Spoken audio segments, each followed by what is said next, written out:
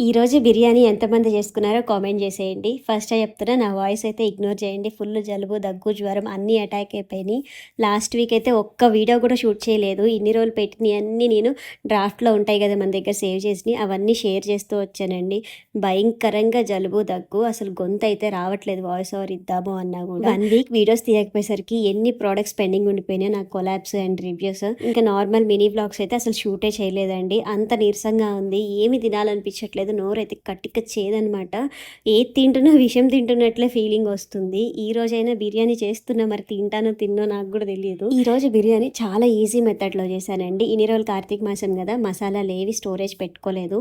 నేను రెగ్యులర్ యూజెస్‌లో అయితే ఎక్కువగా స్పైసెస్, మసాలాలు ఏమి వాడను. ఓన్లీ నాన్ వెజ్ చేస్తేనే యూజ్ చేస్తాను.